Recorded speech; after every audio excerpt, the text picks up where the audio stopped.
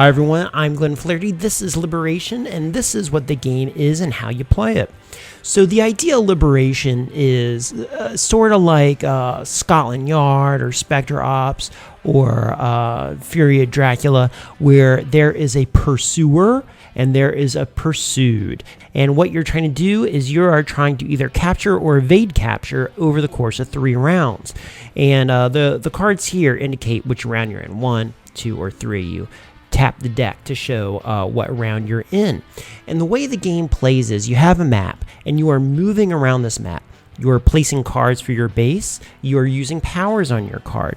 And if you are the Dynasty, you are trying to spread your wings and you're trying to put a noose around the neck of the Liberation. If you are the Liberation player, what you're trying to do is you're constantly trying to burn through cards in order to get through this deck, and you are trying to move around without tipping your hat about where you are. Now, how's the game actually set up and play? What you're going to do is you are going to have 4 cards here. Now, I should say this is an 18-card game. 4 of the cards are going to be a map. Okay, so you're already down to 14 cards. And you're going to take these 4 cards and you are going to orient them however you wish. They're double-sided cards. You can flip them 180, turn them upside down. You do whatever you want. And that's going to give you a lot of replayability there. And then once you do this, you're going to draw 3 cards each, okay? 3 for the Dynasty, 3 for the Liberation. Now, the Destiny first is going to pick a card, and they are going to decide that one of these cards is going to be their home base. Now, let's take a look here on one of the cards and talk about what the cards are. Okay, so this card here is the letter G, and that corresponds to the letter G on the map. Let's see where that is. That's right down here in this lower corner. Now, this here will be their capital and it will be exposed.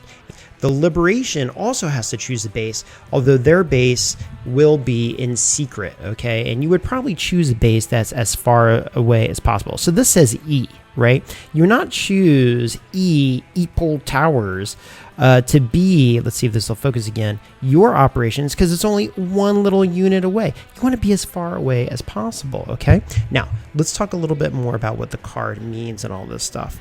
Okay, when you look at these cards, what you're going to discover is that the cards that when you pick them up, they are going to have a power for the Liberation and one for the Dynasty. The powers basically do the same things. They tend to help you in your specific wants in the game more than your opponent. Some of them are very similar. Some of them are wildly different, okay? But what is interesting is all these cards are going to have a cost. I shouldn't say all, but most. And you'll notice that big X under Liberation. It has an X, and that means you have to discard. That is great. That means if you're Liberation, you are burning through the deck and helping reach your cause. For the Dynasty, you're going to see you discard a card, the X, but there's also 2 little arrows, right? And that means occupy, I think is the word for it, but really that means tap. And tapping cards, turning cards is a economy and a resource in the game that is not always available. So you have to be very judicious with how you do that. Okay, so let's see if this will focus down here again. The Liberation. Okay, the Liberation card. This is going to be their home base, and now they have these 2 cards. Okay, or excuse me, the Dynasty, and then the Liberation over here is going to choose 1 card to be their base, and they're going to have 2 cards to use from. So what we've already done here is we've created a 4-card map. Okay, that's 4. 2 bases, that's 6 cards. So we've already whittled down our 18-card deck to 12. And assuming each person is going to take 1 turn, that means per round you're going to get 6 turns each, and over 3 rounds, 18 turns. Okay? Now, what occurs on the turns, and what does that look like as we go? Well, you're going to start with the Destiny taking a turn. And on their turn, what you can do is you can draw a card, exploit a city, or unexploit a city. And what does that mean to us? Well, okay, when you exploit a city, you're basically saying that is my basis of operations. So for example, when I had this grand festival a second ago, I am going to turn it, and that's going to mean that that is my base of operations. What that means in the future is I can then play cards from my hand down, and that lets me spread my wings to an adjacent city of some sort, okay? And so that's pretty powerful. Wherever you are, you can see it spreading. Now, The Liberation is going to have powers that maybe can untap those cards and stuff like that. Okay, and what they can do is they can do escapes and different things like this. The Liberation can evade, which means you can return your base to your hand.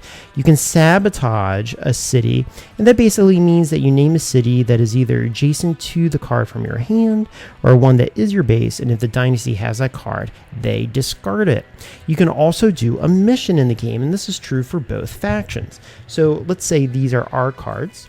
Okay, and this is what we were talking about earlier when we were talking about doing what's in your hand. The Liberation can say, I can look at the top 3 cards of the deck. I can return one into your hand and return the rest of the top in any order. Whereas the Dynasty, okay, they can look at the top 3 cards and they may take one into their hand and return the rest of the top in any order. So that's a perfect example of both people having the same power. In a way that kind of reminds me of CIA versus KGB. That was another great game that kind of had the 2 powers on the cards. Here's one, for example. This is the Liberation. Armed Resistance. You're going to have to discard. Great. That means I burn through the deck. Choose Dynasty Occupied City and use that ability. That is fantastic. If they only occupy one city, it cannot be discarded. And occupying, again, is that adjacent city that we talked about. Whereas the Dynasty can deploy a super weapon. You have to tap 3. So that's where the currency of having your occupied cards adjacent to your exploit city is really important. You don't have much of it, but you have to use it. You can attack 2 adjacent cities anywhere on the map. And attacking means you're basically naming the cards, and if your opponent is there, they have to discard it or they have to reveal that they're there. Okay, so the game, it plays in about 20 minutes. There is a lot of decision making going on. The game gets better the more you read it, read the cards. It's going to make it a richer experience.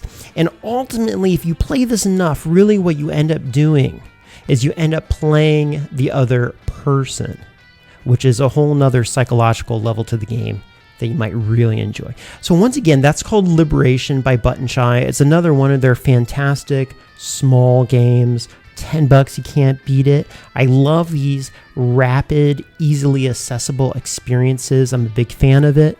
So if you have any questions, let me know. Check that game out, and I'll talk to you soon. Thanks. Bye.